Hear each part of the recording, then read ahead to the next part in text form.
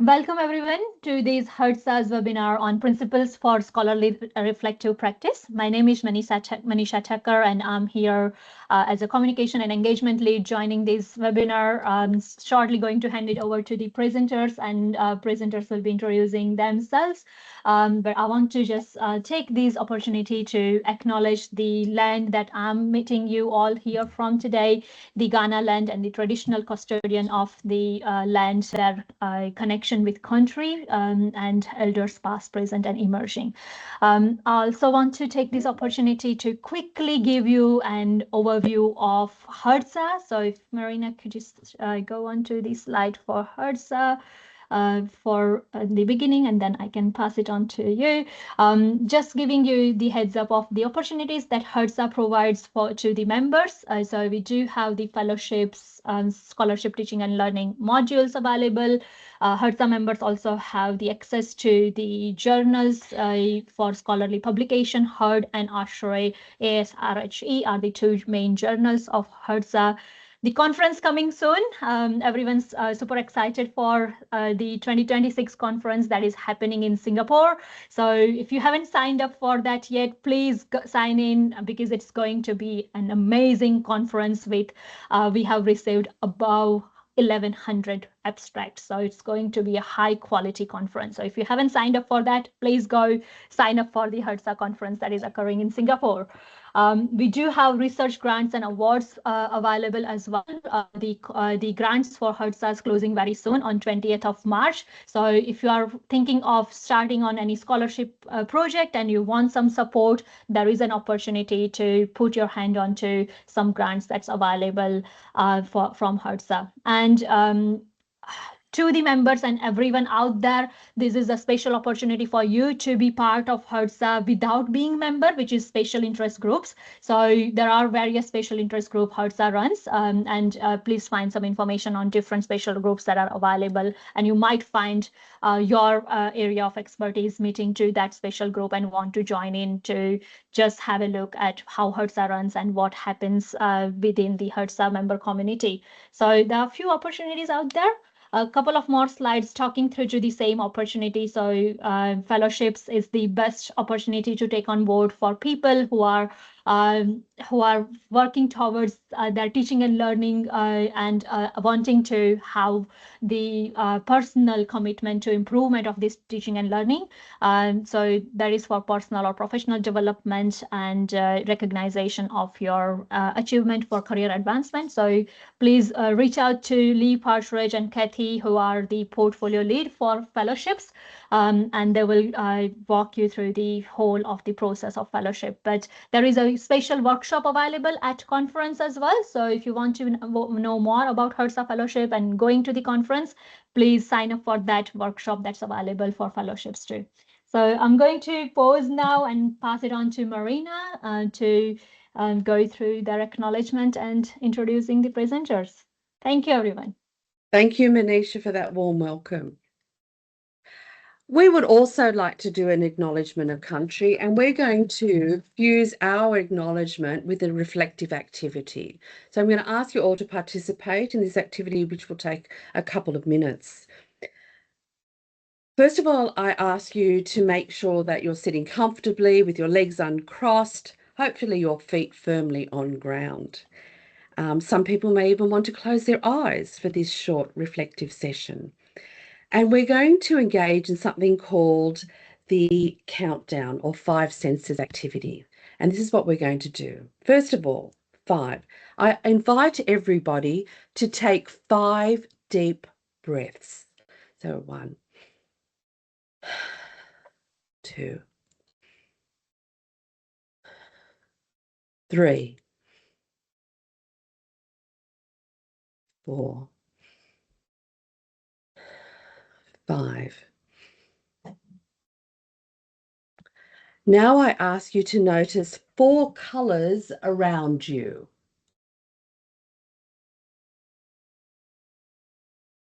Hear 3 sounds.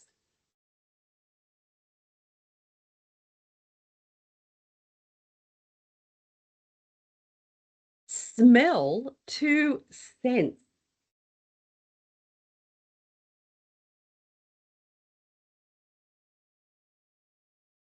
So we have stopped and slowed down for 1 minute, for a moment.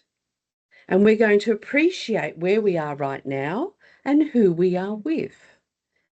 We're going to appreciate our connection to country, our connection to each other.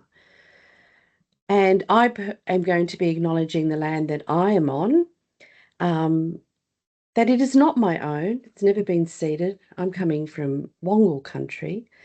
I'm a visitor to this land. And it is our duty, it's time to remember our duty to take care of the land as it takes care of us. And it's our responsibility as a group that comes together to continue, as for millennia, to continue to learn, to teach, and even to research our scholarly approaches to good practice in learning and teaching. So let us get going. Who are we? We call ourselves a Reflection for Learning Circle, and as a group, some of the membership has ebbed and flowed as people have moved interstate, internationally, and so forth. But we see a core body here of people. We've been meeting for over 15 years to experiment with, to practice, and of course, to research reflection. And one of the big outcomes of our research is what we're sharing with you today, the paper that we published in HERD at the end of last year. And so we're focusing on the principles for scholarly reflective practice, which is one of the outcomes in that paper. Here's an outline of what we're hoping to achieve in today's webinar. Thank you for being here and being part of this webinar. We're delighted to be here with you. So here's what we're hoping to do. I will not read that to you. It's all there for you in front of you. Have a look through it.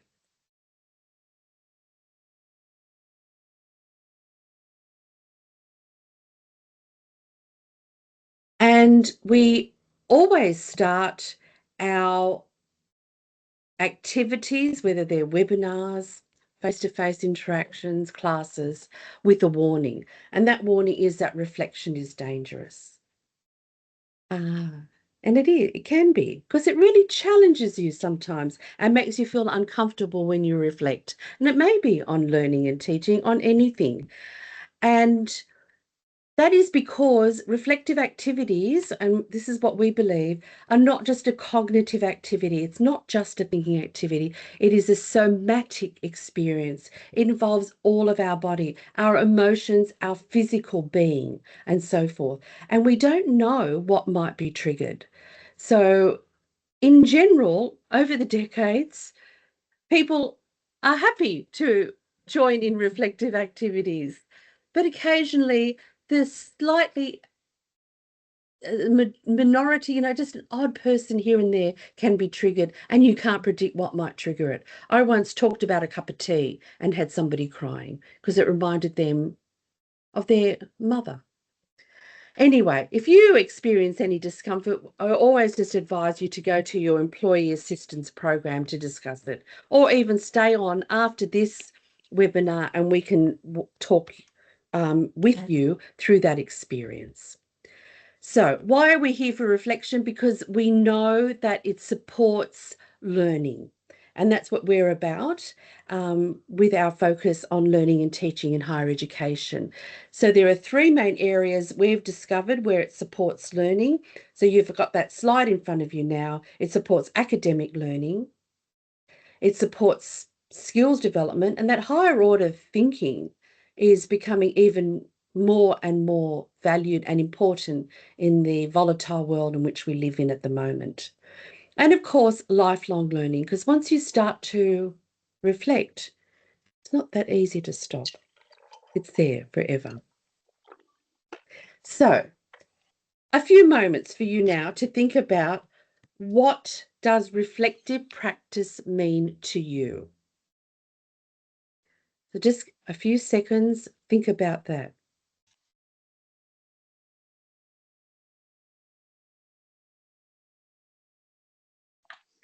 And the reason I ask this is that it has many different meanings depending by, for example, your discipline,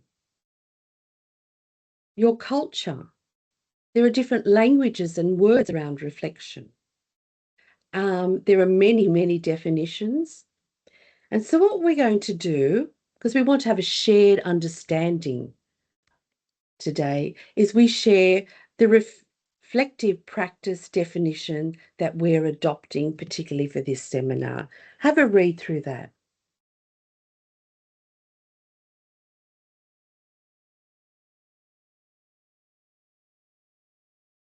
Yes, if you have any ideas on how you view reflection, please add it to the chat. It's a very diverse thing. So now, let's get to the focus of today. After all of these years working in this area, we've come together and we have identified our 8 principles for scholarly reflective practice. Let's dig into those now as a group. So I'm going to hand over to Kate as we work through each of those 8 principles that you see there. Thank you, Marina, and hello, everyone. I'm going to start with the most important one, which is to learn how to reflect. And the fact that you have all turned up today to this seminar about reflection means you all get a gold star because you've taken the first step and created that time to do that. So reflection is a skill. It's not something that's innate. We need to develop it. And we know from the research and from experience that it can be taught, it can be practiced, just like you might practice and learn about field methods or academic writing or anything. So the research is very clear that teachers need professional development in reflection before they can effectively scaffold it for their students. So coming along to learn as an educator about reflection is essential. And we're hoping that this can help you along that journey. And we also know that when we model reflection and practice it ourselves, talk about what works, what doesn't work, that students see that as genuine reflective practice. And they see that what it looks like in action can sometimes be messy, but also really informative and often fun. But it doesn't happen overnight. And learning to reflect takes time. It's cumulative and through trial and error. And that brings us to our second key principle, which is time. And again, another gold star for everyone because you have taken the time to come along today, to spend some time with us, to think about reflection and what it means to you in your specific practice. So the lack of time is often identified as the key barrier to learning about reflection and practicing reflection. But I guess what we've discovered over time is that it doesn't need to be a long or a significant amount of time to be effective. So through our guides that we've developed, specifically our workbook, we've got some short reflections that you might want to try, such as the minute paper or seeking clarity, that can take just a few minutes, and you can start to insert those into different mediums. So in a meeting, you might start with a short reflection. You might finish a lecture with a reflection, or you might embed something small throughout.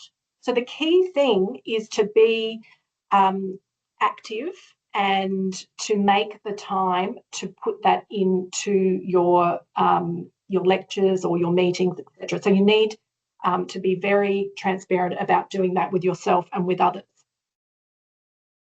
So our third principle, again, has already been demonstrated by Marina at the beginning, which is that you need to set the scene. And this principle means about identifying the expectations and framing those expectations for the audience, yourselves, or for students.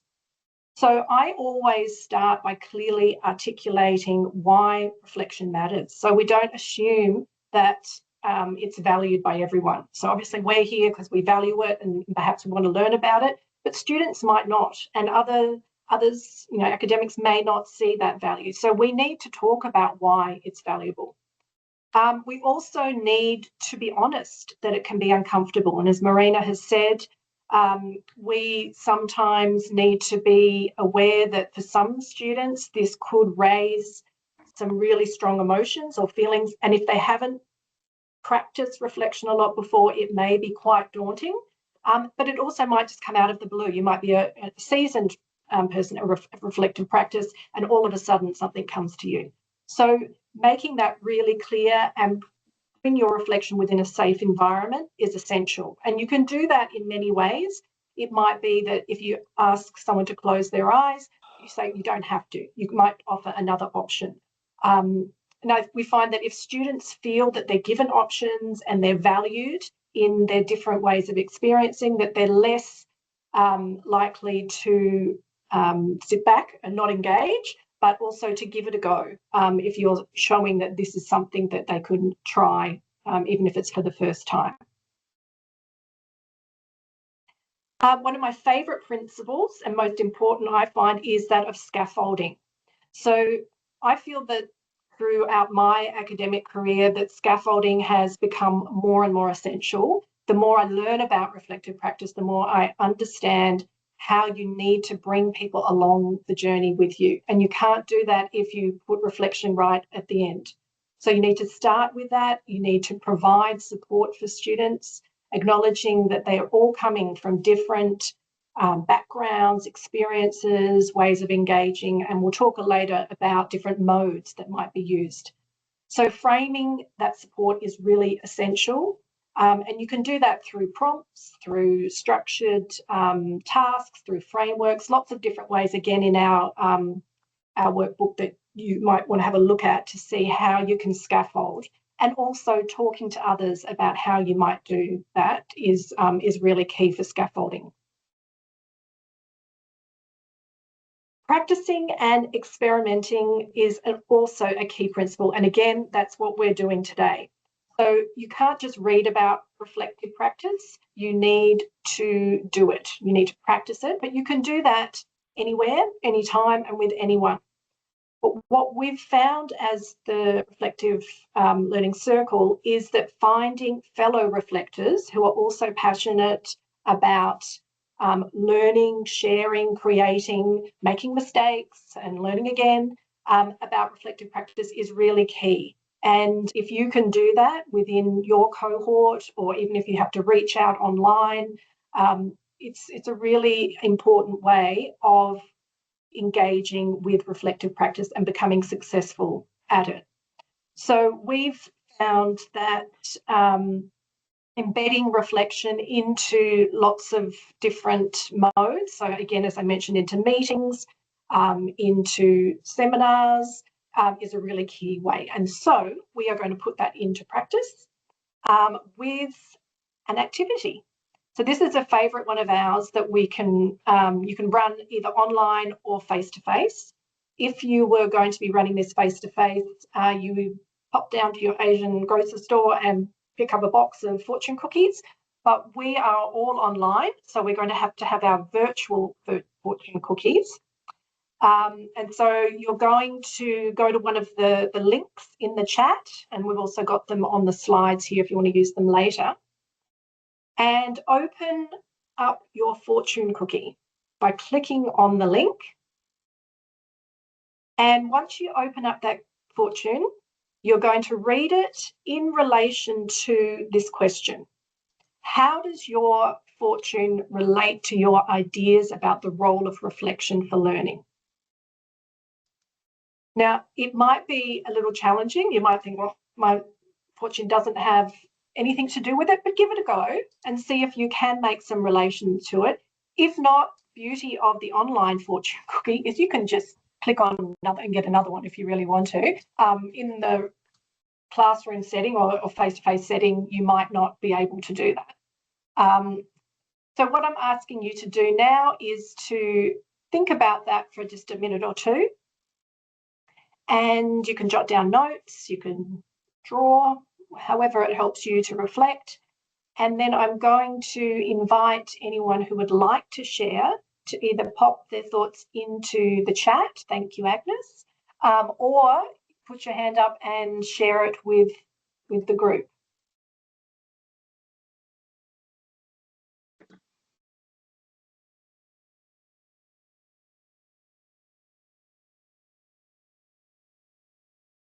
Elaine, lovely. Would you like to share? Hi, Elaine. Hello. Do we have to agree with our fortune? Not at all. So mine said to be idle is to be foolish. And when you asked us what does reflection mean to you, I just wrote down the word learning. For me, it's about like learning and improving. So sometimes being idle is good for your health, right? Absolutely. So my reflection is that it's not always right. I mean, in general, being idle and scrolling through Facebook is probably a bit foolish all the time, but you know, sometimes it's good for your well-being. So yeah, absolutely. I think that's one of the huge learnings that I have, and as you practice reflection, is you learn that it's not always good. Things aren't always right, and then you learn from that. So absolutely, it doesn't always have to be exactly. Anyone else want to share? Something lots of people put their, here we go. So that you're putting it into the chat. So does anyone want to share what that means for them? Oh, I like that, Jason. An exciting adventure awaits you means reflective practice is the adventure. Nice. And Alison, you can learn much from people who are different from you. A nice tie into the importance of community. Absolutely. Yes. So for me, it says tomorrow is another day.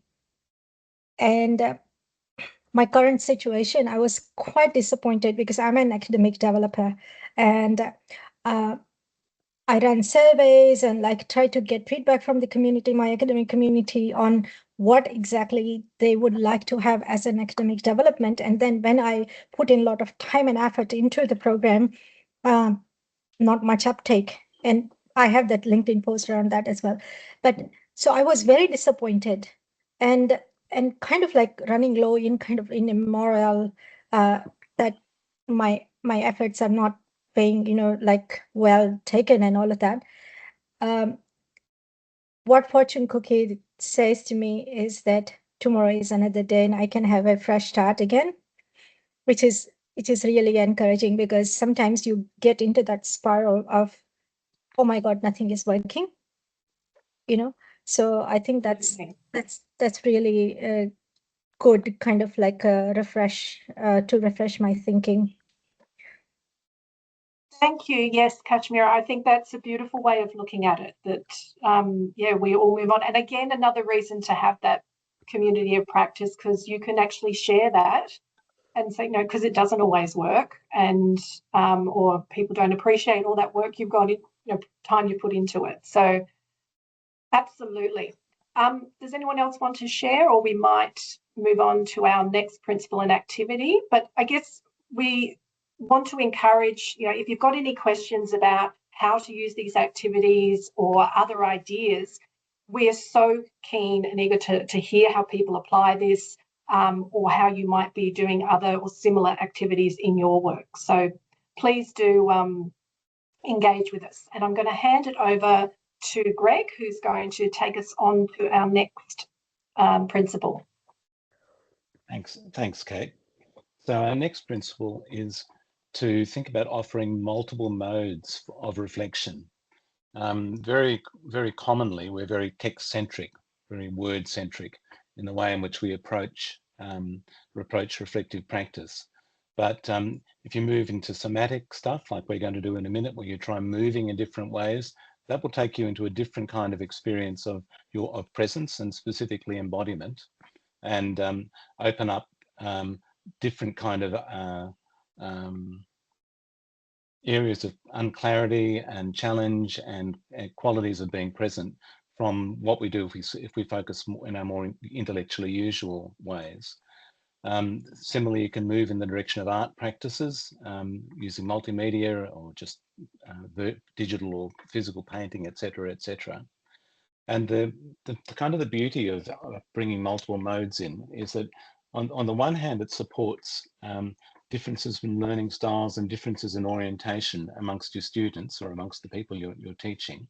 So it kind of creates space for people who are not so strong verbally to perhaps move in a somatic or an artistic or ... direction. And on the other hand, for people who are very accustomed to thinking with a very strong verbal focus, which is very common in the university setting, of course, taking people into art practices or into somatic practices creates opportunities for them to kind of shift out of their usual comfort zone. And amongst many other things, that actually can help with learning the skills of reflective practice. Because as you move into something that's a little different, you kind of open up processes for noticing difficulty and for being kind of considerate with or sensitive to or at least aware of challenges. So we both help people move out of their usual modes, and we help people who are diverse find a home for themselves by offering multiple modes. So if we could move on to the next slide, and we'll do a little exercise. I have to apologize to say that my Microsoft Teams environment's not working properly, so you won't be able to see me. But you will be able to see everybody else, and they will show you demonstrate what the practice, this somatic practice actually is. And if you feel like it, if you feel comfortable, you might like to turn on your video camera for this exercise so we can all enjoy noticing each other's ways of doing things. So this exercise, Kate's exercise was kind of a metaphoric one. So you get a fortune and then you sort of cross that with your own sense of your situation or with reflective practice, etc., etc. This one takes us in an explicitly somatic direction. And it's called Invisible Whiteboard because in the first phase of it, which we're going to do now, you're going to have two hands in the air in front of you. So everybody put up their two hands. And we're going to do, with our two hands, we're going to draw numbers together as if we had a whiteboard in front of us. But instead of just using your dominant hand, as we normally would, you're going to use both hands together and we're going to do numbers. And I want you, as we're doing this rather odd exercise, to take a little bit of bandwidth for noticing how it feels to try and do it. So you get to notice, oh my goodness, that's straightforward, or this isn't straightforward, and everything in between and everything else that happens as well. So let's begin with just doing 77. So you're writing on a whiteboard, but with two hands, not just one. And you're writing so you can see the numbers, so they're in the direction that you're seeing them. So if you're like me, you may find that's a little bit odd, but not too hard. You may have different experience, and the point is to notice what your own experience is. But now let's try doing 72. So you're 7 with your left hand and 2 with your right hand at the same time. The 72. Try making those two different shapes. And as Kate and Marina and Agnes are doing, you might want to do it multiple times. So you can actually do it slowly. Try and do it really slowly. 72 with one hand doing the 7 and the other doing the 2. And then you might notice, as I do, that I can't quite finish the 2 at the same time as I finish the 7, no matter what I try. And the kind of invitation here is to notice how that practice feels. So notice what feels difficult, what feels easy, and to be curious about that. So why is it? What's going on here? And I will leave you for a moment to just reflect on that. But let's just try another few more numbers, so you get to just experience it. So again, two hands in the air, and very simple one. Just do 11. So both hands are doing 1. And then another simple one, 2 zeros. So you're doing 0 with 2 zeros at once. So 2 more examples where the movement, both hands are doing the same thing together. But now let's try 13, where the dominant hand will be doing one number and the other one will be doing something different. So 13, try and doing them at the same time. And one more, let's do 57. So your left hand's doing a 5 and your right hand's doing a 7.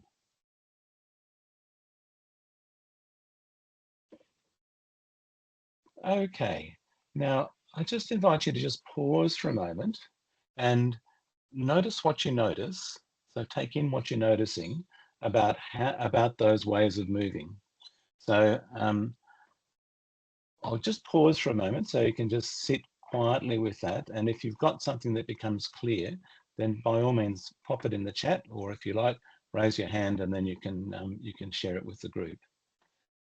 So we're sitting with the experience of doing something quite unusual, and 2 hands working at once writing, and noticing what that brings forward about trying to do things as kind of knowing how and knowing that difference is one thing you might notice. Much easier to just to say what you need to do than to actually do it in this case. It's very somatic too. So it takes you out of your comfort zone in terms of thinking verbally. It's your probable comfort zone.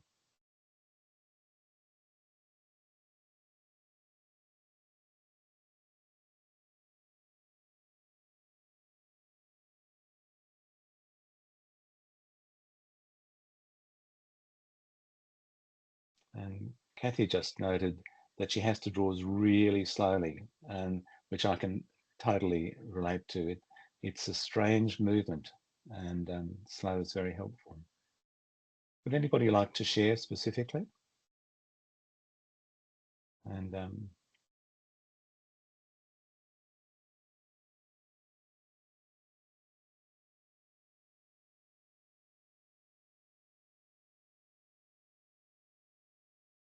or since I can't see anybody wanting to share, Kate or Marina or Agnes, would any of you like to? Oh, okay. So Manisha would like to say something. So go ahead, Manisha. I'd just say slowing down, as Kathy said, helped. And I felt that I was doing 2 tasks at the same time. And I put it in context of the perspective as well. When you've been presented 2 different perspectives, processing the way you can process and the way you can reflect on multiple perspectives, that's not easy. And if you slow down, try and absorb, try and give yourself time to reflect through the different perspectives and different processes, helps to see through. And that's when I kind of slowed down and tried doing those 2 different numbers, like 5 and 7. They were the 2 perspectives for me. Yes. So I just gave myself a little bit of time to process that, and then gave that command to my brain, and I was able to do it better. Yes. Cool. Thank you.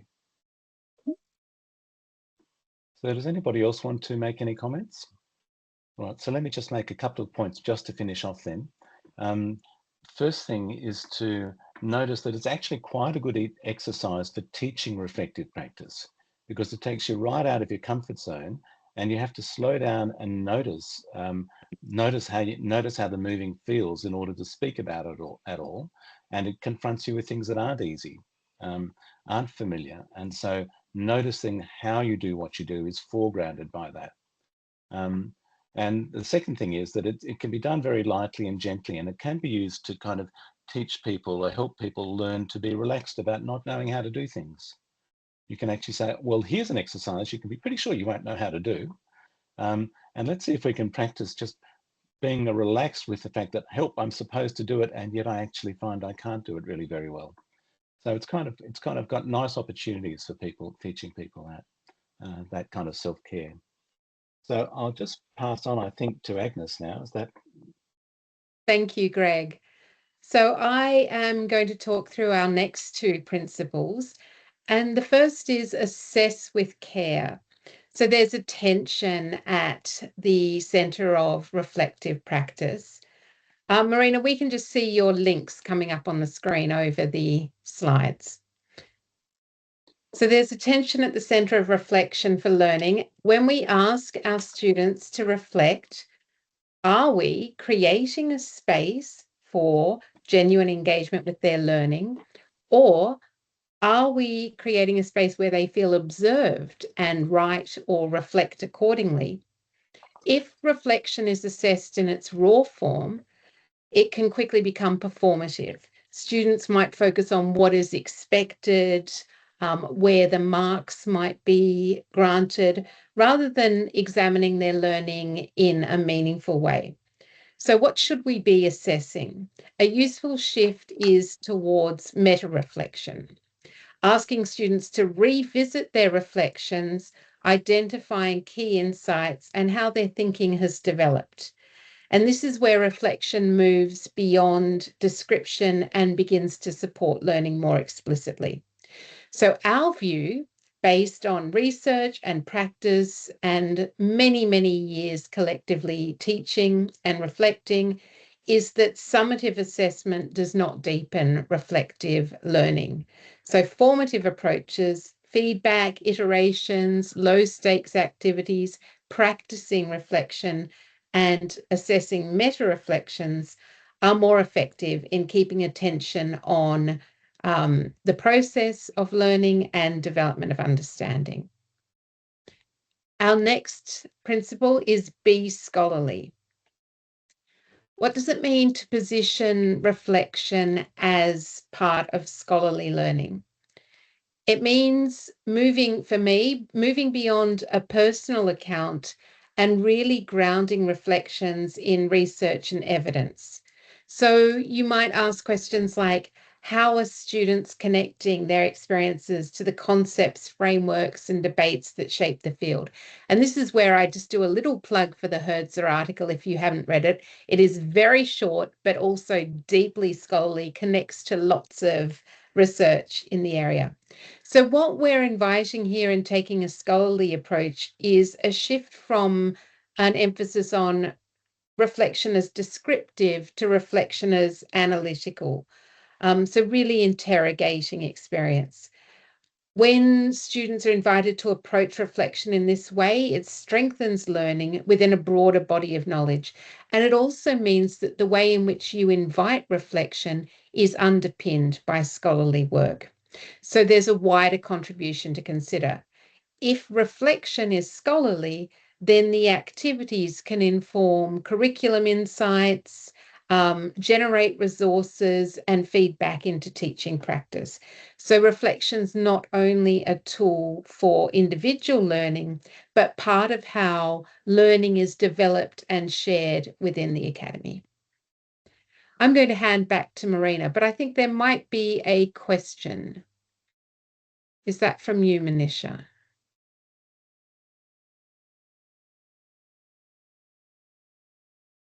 Sorry, that was the previous hand. Oh, okay, thank you. Before I hand back to Marina, you can just see on the screen all of our 8 principles together. So if you really do want to dig into the scholarship behind these, I will put the link to our article in the chapter. It's open access. And the best thing I think about this article is it's quite short. So you can read it over a cuppa and enjoy reflecting on reflection. Thank you, Marina. It is a good short article, Agnes, but we're biased. Okay, so let's spend a few moments now of delving into these principles, letting you reflect on them in particular. And what we're going to do is I'm going to share a Padlet link in a moment in the discussion. And I'd like you to go to the Padlet and just follow the instructions there. Can you think of an example of how you would actually put into practice one of those principles in your context? So what I will do is I will stop sharing, and in the discussion, I will now add a link to the Padlet for you.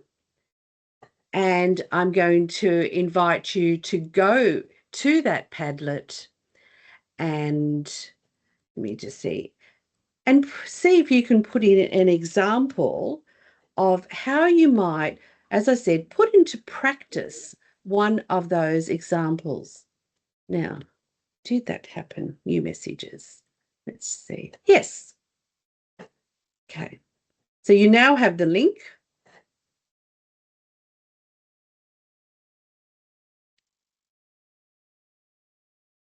And might have a little look at what's happening in that Padlet.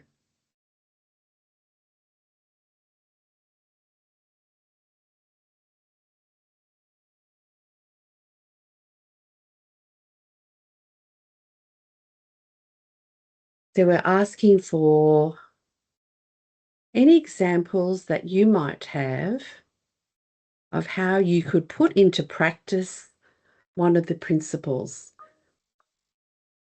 So here's the Padlet. We've just listed the 8 principles there.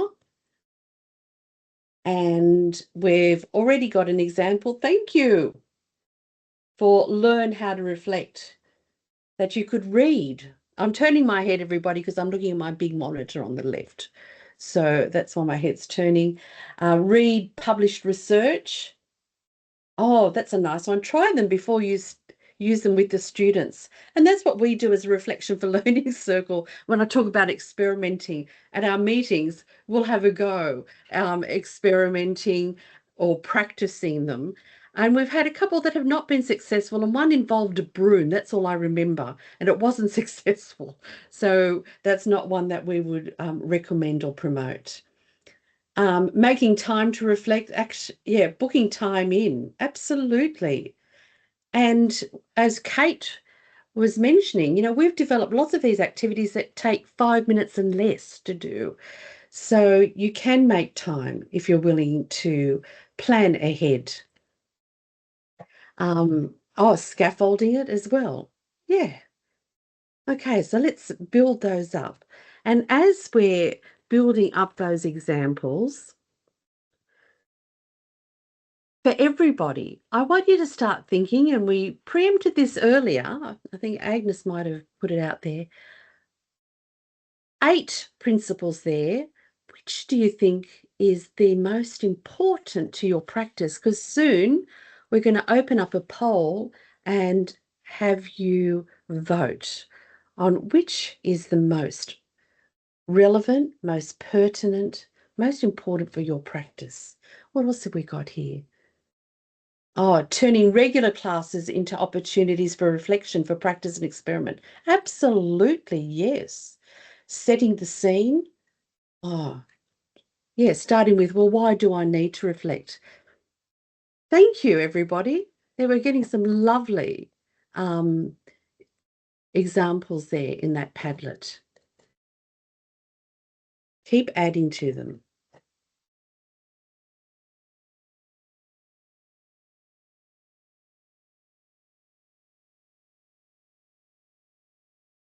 Okay.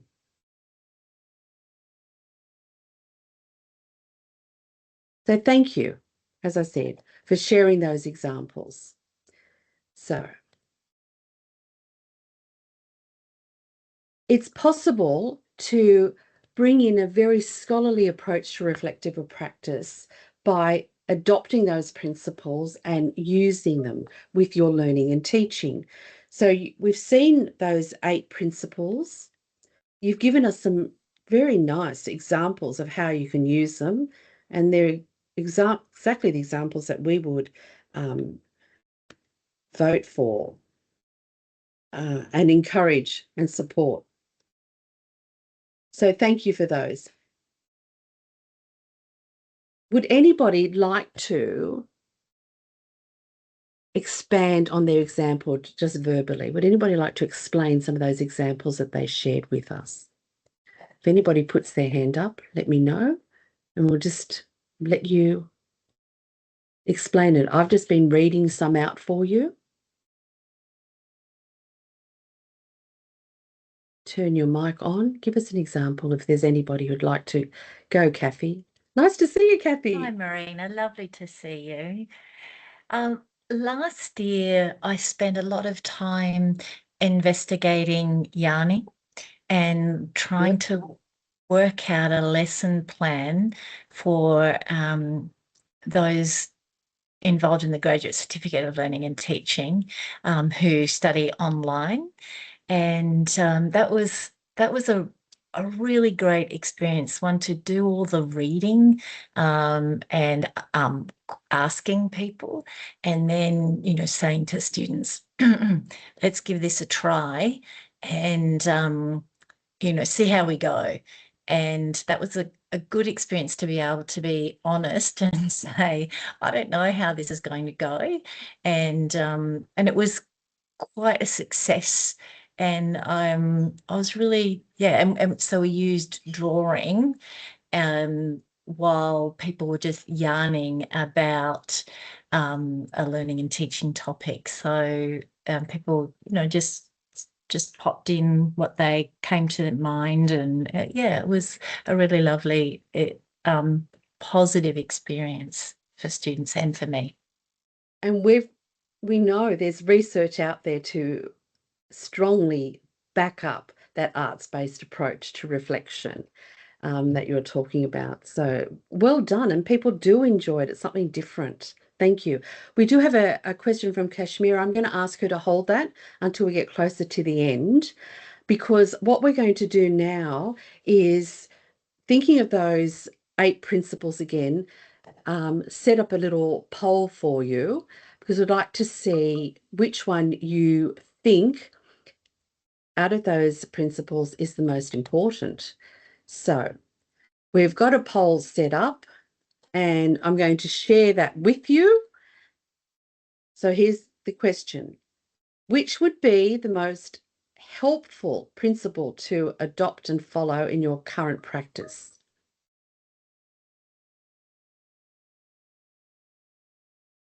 Now, can people see that? So you should have that poll on your screen. And I invite We can people. see your screen, Marina. Right. But I don't think the poll has come up for us yet. Okay. Oh, getting 2 responses there. I might need to ask Manisha then what we need to do. So it's just showing as closed. Okay. So I'm going to I have ask opened Manisha. it. It should come up. Yes, I can see Thank it now.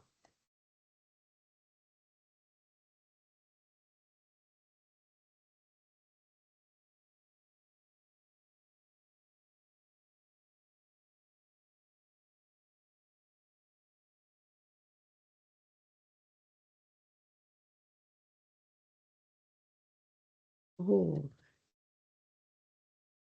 I'm just looking at my screen closely as people are voting.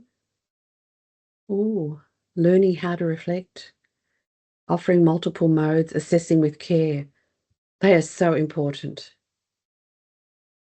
because assessing raw reflections is not something any of us in our team believe in or can justify even through our research, for many good reasons, but that's a big discussion later. Okay, would anybody else like to vote on that poll? Please do so before we close it.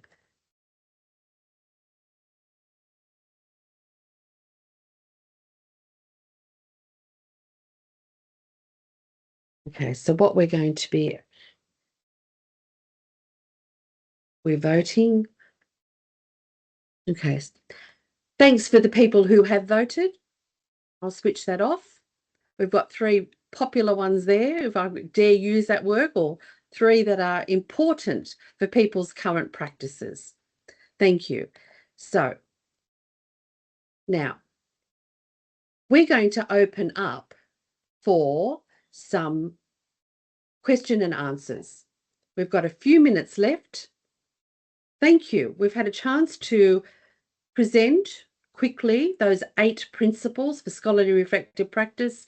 We open up, ask any of us on the team any of the questions that you have. I'll stop sharing because we're in casual discussion mode now.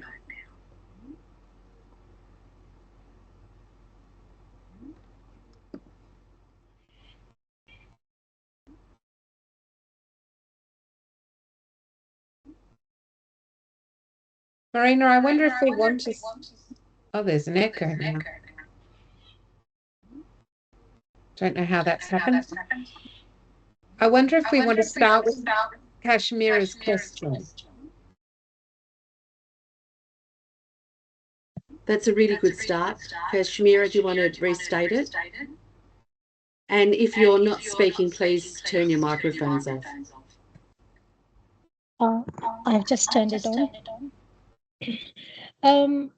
I think my question is that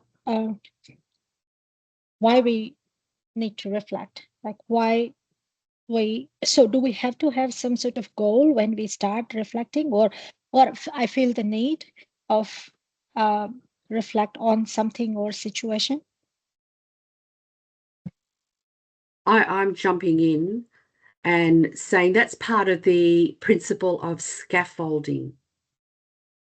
You know, you're gently bringing people into reflection, and there does need to be some sort of prompt or goal. And the goal might simply be to learn how to be focused in the moment. An important step in reflection and linked higher order skills like metacognition, for example.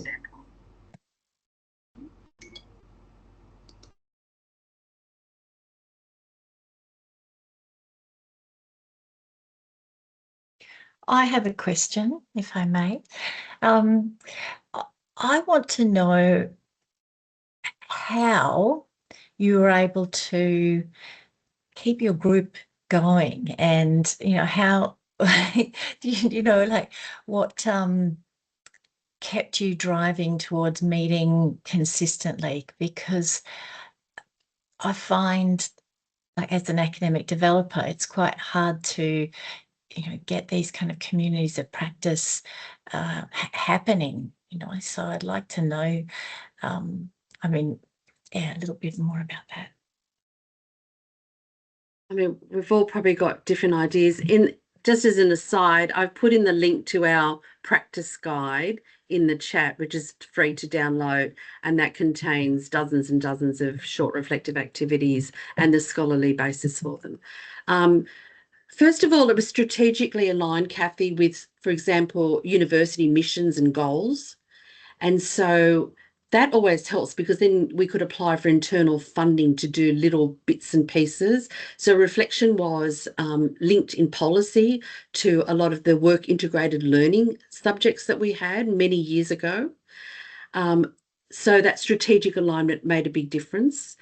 Having the scholarly approach meant then that we were building in evaluation from the start. So we were always having data, and data is powerful for everything. It also meant, we were putting in ethics applications for everything we did, and we got publications out. And as you know, universities like publications. So that placates the greater gods and executives there. But fundamentally, it's just a topic we're also passionate about. There were some of them, but I'll hand over to the others. Can I jump in? I think the other, oh dear, the echo. Sorry, Greg, that's you. I've just muted you. Oh, you've unmuted. Go ahead, Kate. Okay, so I think all of those issues that Marina talked about were key and definitely in starting it, but what I think is essential for the momentum. So you can start a community of practice, and I think that's probably easier, but then keeping it to go along for 10 years, and also I guess respond to people moving institutions, life, all those sorts of things. I think it's been essential for us to all be passionate, but to also have a leader. And Marina has been that leader that kind of brings us together. And I know that's personally how I feel. I think it's a consensus. So you do need someone who is good at organising, and that's our dear leader, Marina, and looks for opportunities. So things such as this, like seminars or presenting or writing a paper, or always having something to work towards, I think is key. to give your purpose. So it's kind of like the question about what is the goal, and the goal here is continually evolving and changing and meeting the needs of the group. And I think I would add to what Kate said is that there's a real intimacy in meeting regularly and reflecting together. So once you keep going, after a certain point, you want to keep going. It kind of, it's one of those things that feeds itself, because you're very closely connected with these people, and making that regular time for reflection together is so nourishing.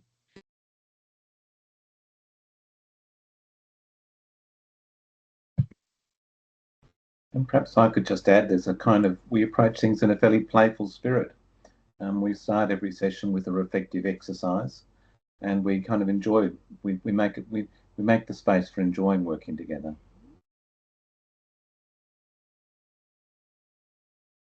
Absolutely. Thank you.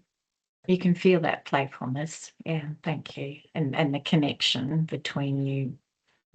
It's palpable. Thank you. Okay, we're actually running out of time. If there's any other question, you do have the links to the journal article in the chat and to our guide, our practice guide.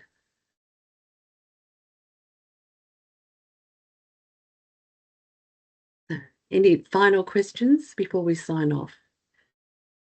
We can always stay on and ask. I want to say thank you to all presenters, Marina, Kate, Greg, and Agnes.